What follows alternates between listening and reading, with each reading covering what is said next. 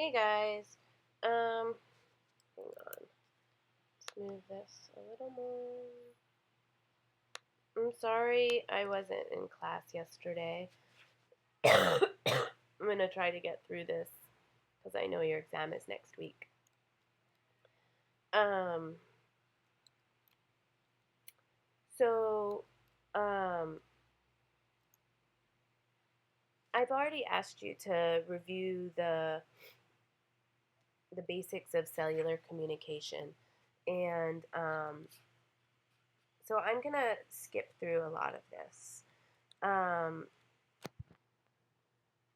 When we talk about a signal transduction pathway, transduction indicates that the signal is changing its form.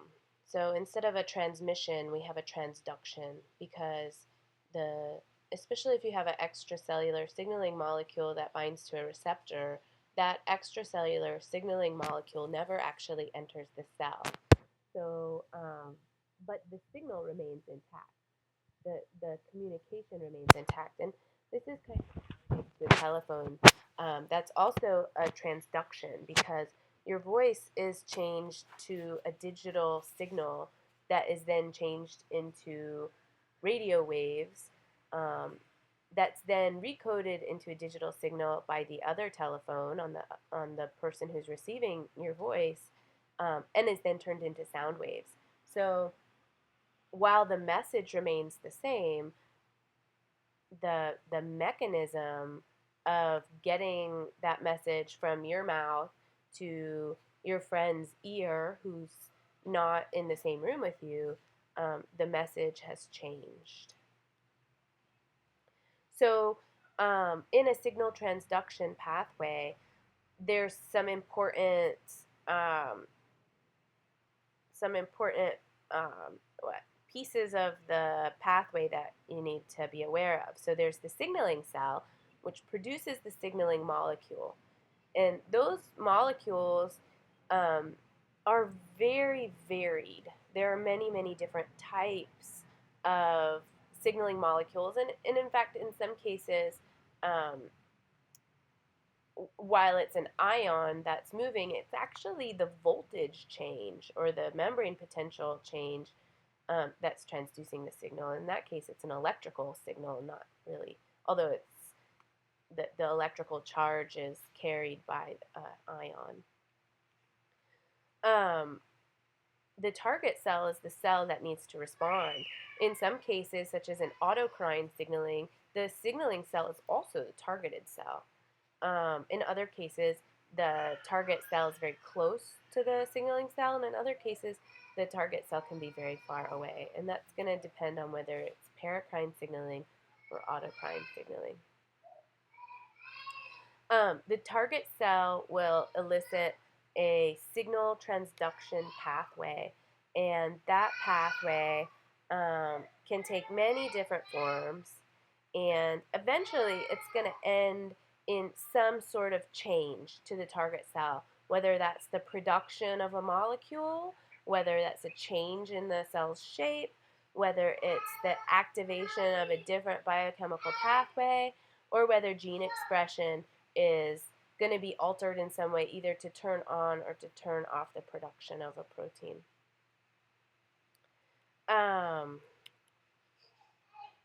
Many drugs are going to capitalize on our innate signaling pathways, either by activating a pathway or by turning off a pathway. I know, baby, but I'm talking to the computer right now. Can you go downstairs? I'm sorry, hold on. You need to be quiet, okay? You be quiet. So here's just a list of some examples of drugs that work by either causing a signal pathway to become active or to become more active, or by blocking a signal pathway. So Valium and other barbiturates cause sedation or muscle relaxation by stimulating certain receptors. nicotine is an acetylcholine mimic, and acetylcholine has many different effects in different parts of our bodies. And so it's stimulating many receptors that acetylcholine would bind to. This is going to cause, like I said, many different changes, like the constriction of blood vessels, and which in turn cause elevated blood pressure. The opiate pathways, which are acted on by many drugs, are going to be stimulate. They're going to stimulate the opiate receptors, and these cause feelings of euphoria and analgesia.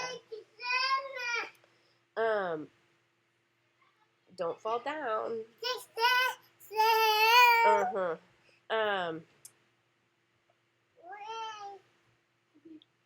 Oh, are you gonna go draw? Come. Oh, go color. Go color. Can you make me like that on a piece of paper? Yeah. Thank you. Bye. What are you talking about? I'm talking about signal transduction.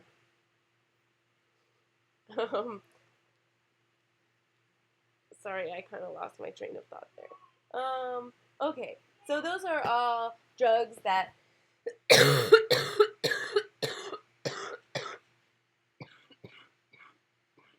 sorry.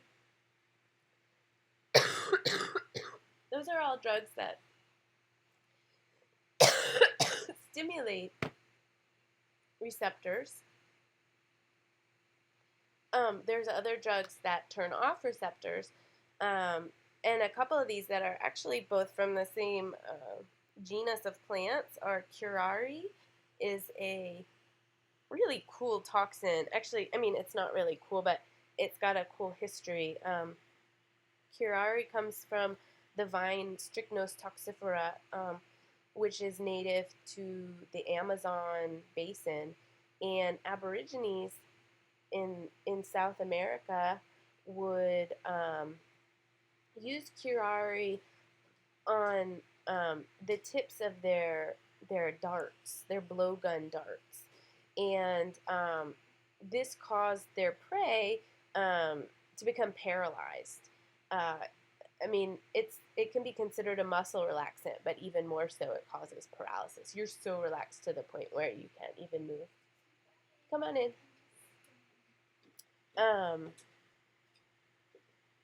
But this was okay because curare is incapable of passing into the bloodstream when you ingest it. It has to go directly into your blood, such as by their blow darts. So and this is important when you're hunting, because if you poison your prey, you don't want to eat the animal and then become poisoned yourself.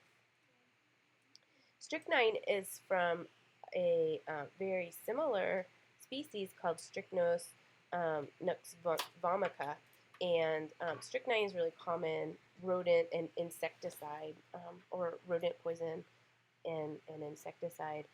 It works much in the same way as curare, but it actually causes seizures and spasms, which eventually end up in the in heart failure. All right, so there's three main types of signaling. Autocrine signaling is when the signaling cell is also the targeted cell. Most of the time, these kinds of signaling pathways are involved in cell growth and proliferation, or cell death. If the cell doesn't tell itself to survive, then by default it will kill itself by apoptosis. So all of your cells are constantly producing molecules that tell it to survive.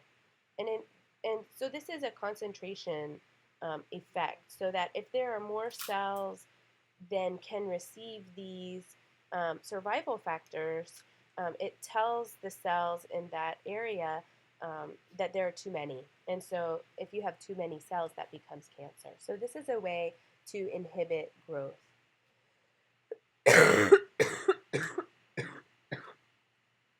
Paracrine signaling is short distance cell signaling. So The target cell releases molecules that diffuse into the immediate extracellular matrix and then pass through the cell membranes of neighboring cells. They're not entering mobile fluids like the blood or the lymph.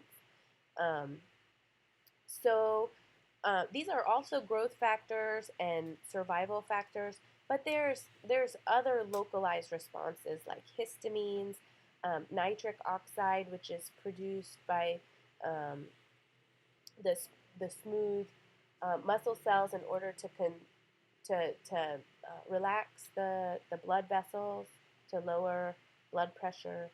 Um, so this is kind of analogous to if you if you post a message on a bulletin board. Only the people who are walking by that bulletin board are going to be able to see it. The endocrine signaling is long distance, and in some ways non-specific, but in other ways it is still specific. Endocrine signaling is when the molecules are released into either the bloodstream or the lymph, usually by a gland, and all cells in the body come in contact with that molecule. So as long as a cell has a receptor for that molecule, it will receive the signal. If a cell doesn't have a receptor to receive that molecule, then it'll ignore the signal. This is sort of like broadcasting over the TV or the radio. Anybody who has a TV that can pick up that particular signal is capable of receiving that signal. These are going to be things like the sex hormones, insulin, adrenaline, and many, many, many other things. So the basic sequence of events in a signaling cascade is the signaling cell releases a molecule. Then the target cell receives that molecule. Either the molecule is lipid soluble and it goes through the membrane, or most often the signaling molecule binds to an extracellular transmembrane receptor. When the signaling molecule enters the binding site of the receptor, it causes a change on the intracellular domain of that receptor, and in some way causes a signal cascade. You want to say hi? Say hi. Hi. Oftentimes a second messenger is going to be produced. A second messenger is a small, usually water-soluble molecule that can diffuse through the cytosol.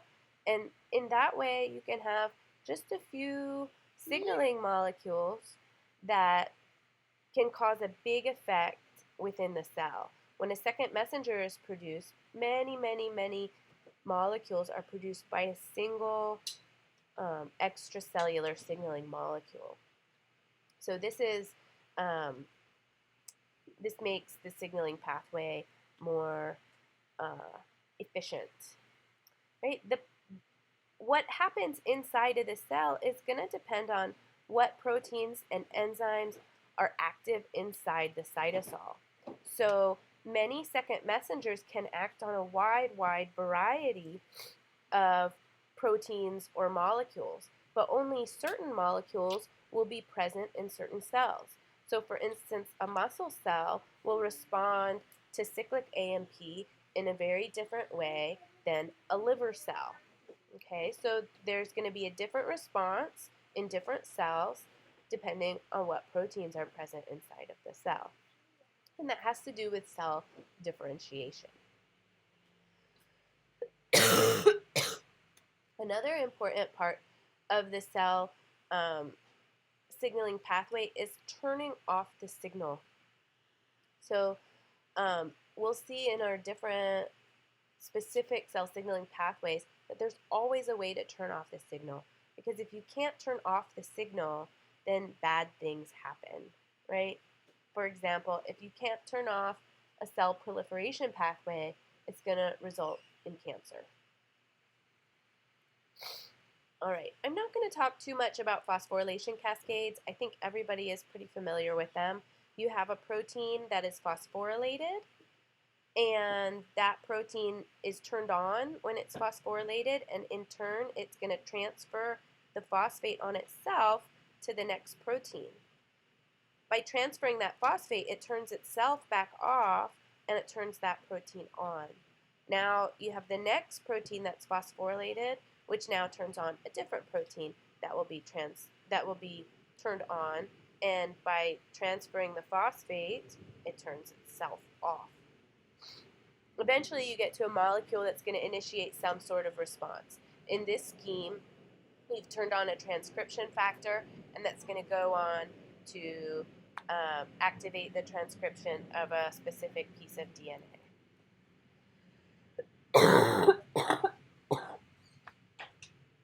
All right, a little bit more about second messengers. Second messengers are produced by an enzyme that's often called an effector or an amplifier. Okay? The effector is the enzyme that makes the second messenger. It's called an amplifier because remember we said that you only need a single extracellular molecule to make many, many, many second messengers. And so in this way, you're amplifying the signal. So here are some examples of second messengers that are common. Calcium ions, diacylglycerol, inositol triphosphate, cyclic AMP, cyclic GMP, nitric oxide. Notice that nitric oxide is not just a second messenger, it's also an extracellular signaling molecule. All right. All right, please read through this. I'm not going to dwell on this. I already talked about switching off the signal. And I want to get to G protein coupled receptors.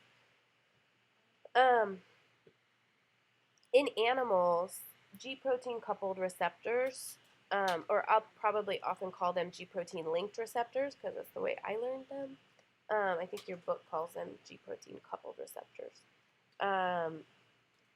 In animals, at least, these are the largest family of transmembrane receptors. They are ancient, and their structure is highly conserved, especially in the transmembrane region. So they'll certainly differ, especially in the extracellular signal binding domain. Their structure is always a single polypeptide, and it has 7 membrane spanning domains. So there's 7 alpha helices that span the plasma membrane. So you'll get a signal molecule that binds to the extracellular site, and that's going to cause a change in the intracellular domain. And that change is going to activate GEF activity. So GEF activity, if you remember, is guanine exchange factor. So guanine exchange factor is the enzymatic activity that activates a G protein, or a GTP binding protein. And in this case, the GTP binding protein is known as the trimeric G protein here. Okay. All right, so go back to the very first lecture we had and review how G proteins are activated. Trimeric G proteins, actually I need to change this because I do, yeah. This is actually backward. It's the alpha subunit that's going to bind with the G protein linked receptor. So go back here and look at this version. This is a better cartoon, okay? But let's look at the structure of a trimeric G protein. There's 3 subunits. The alpha subunit is the part that's going to bind either GDP in its inactive state or GTP in its active state. And when when the G protein linked receptor is activated, the guanine exchange factor will cause the GDP in the alpha subunit to leave, and a new cytosolic molecule of GTP will enter the alpha subunit. There's two more subunits, which is why it's trimeric. You have the beta subunit and the gamma subunit.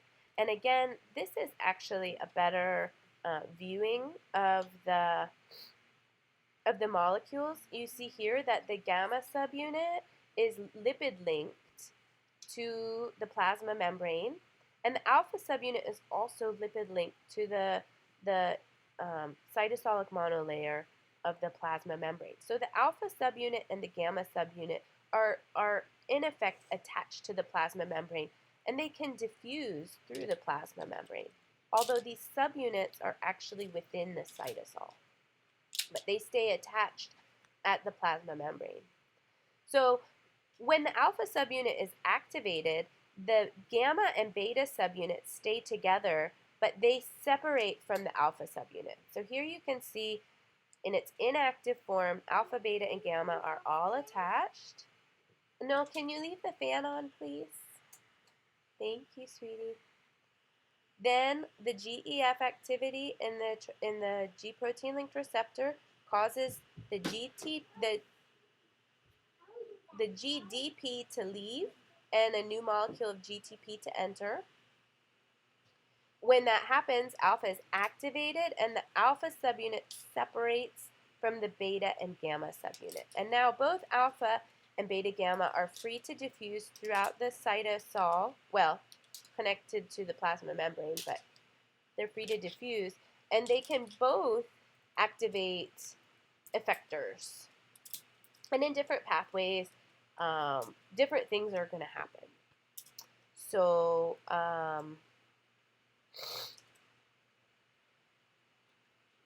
in many textbooks, especially older textbooks, you'll see that it's only the GTP alpha or the G alpha protein that can activate other proteins, but it's more recently been found within the past decade or so that actually beta gamma also can activate enzymes. All right, so let's go through this again. This is actually a pretty good diagram here. I think this comes from Campbell's. All right, and at this point, I want you to focus more on just the generic, but just be aware that this is the scheme for the activation of adenylyl cyclase, which will cause cyclic AMP to be produced. So this is a specific example, but at this point I'm just kind of focusing on the generic. When you're going through signal transduction pathways, you really want to start at the signaling cell. So if you're describing a pathway, you start by saying a signaling cell releases a signaling molecule, and that signaling molecule is going to bind to the receptor. In this case, we're talking about G protein linked receptors.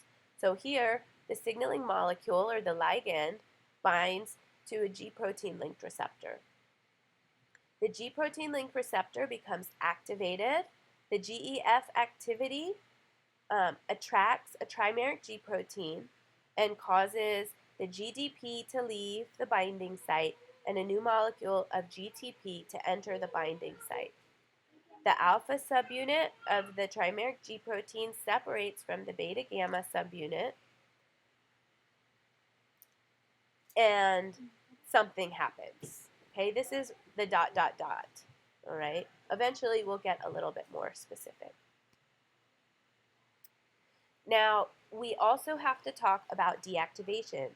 In a signal cascade, it's very important to talk about how every step of the pathway is turned off. If you study cancer, you'll see that in the RAS pathway, which we'll talk about later, cancer can be caused along any step of the pathway malfunctioning. So you always need to know, how is the signal deactivated? So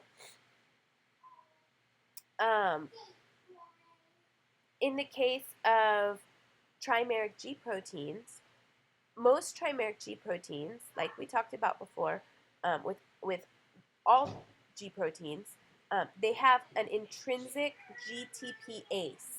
Okay, GTPase is an enzymatic activity that hydrolyzes GTP into GDP. So a short time after the signal has been activated, it's going to turn itself off. Now, there are other proteins that can alter that deactivation, and these are known as RGSs, regulators of G protein signaling. Those can either increase the stability of GTP or they can increase the rate of hydrolysis. Once the alpha subunit has hydrolyzed the GTP to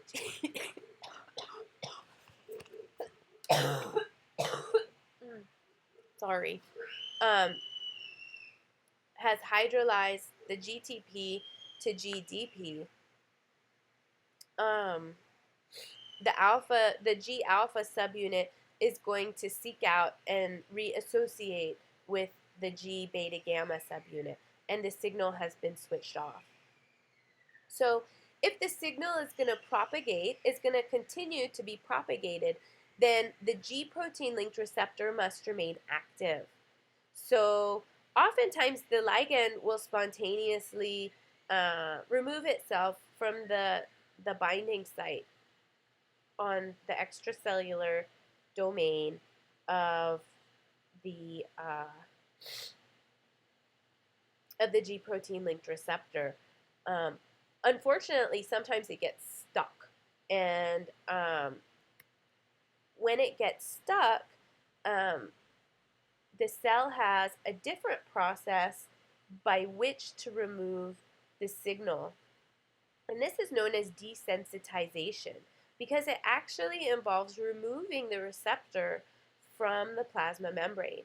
And this is actually the basis of a lot of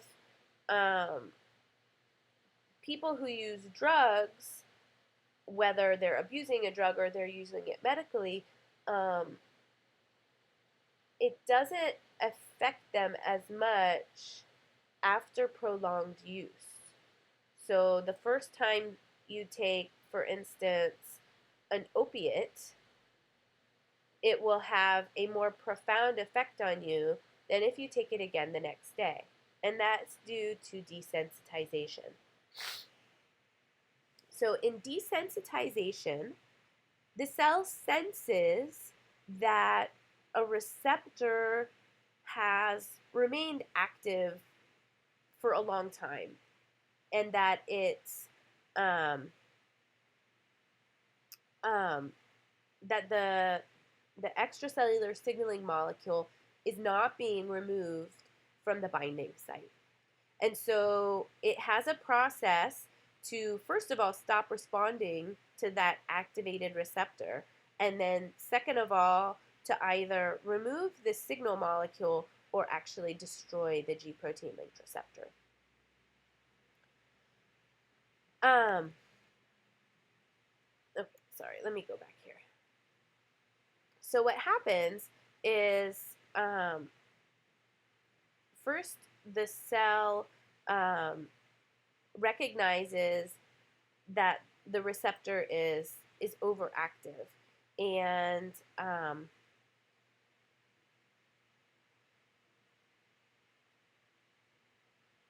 the G protein the G protein linked receptor becomes phosphorylated by a kinase called GRK, G protein coupled receptor kinase. All right, so you get phosphates added to the intracellular domain, and those phosphates are going to change the activity of the protein so that it can no longer activate G proteins. Okay, so it turns off the GEF activity. So that's number one. Phosphorylating the G protein linked receptor turns off the GEF activity. Hold on, Willow. Hold on, Willow. And number two, the phosphorylation of the G protein linked receptor attracts proteins that are called arrestins. Okay? When arrestins bind to those phosphate groups, it causes the formation of clathrin-coated pits in the region of the trimeric G protein.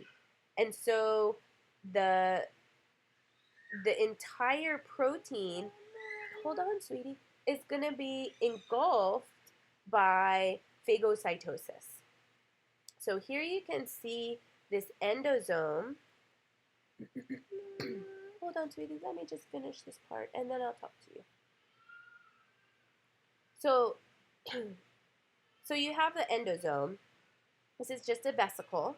And remember, the extracellular part of the membrane becomes the inside of the vesicle, right? Because the cytosolic side always remains cytosolic. So the cytosolic side here is the cytosolic side here. All right, so now the extracellular signaling molecule is inside of the vesicle.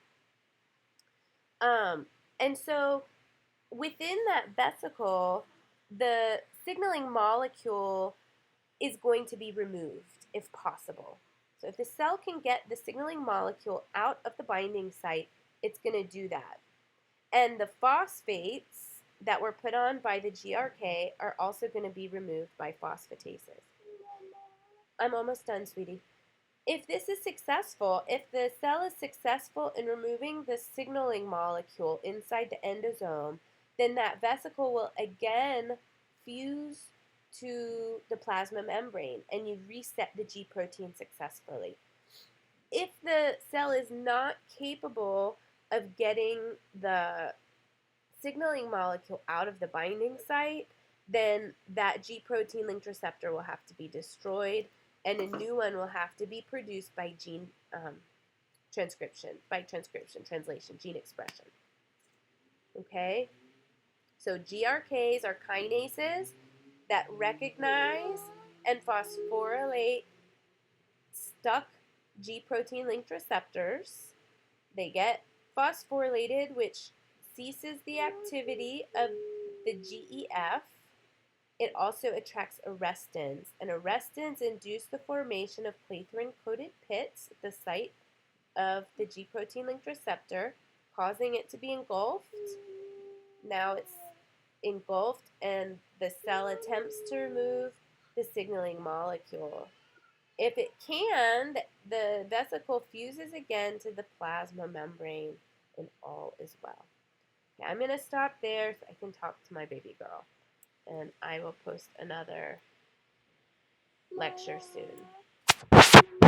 Yes, love.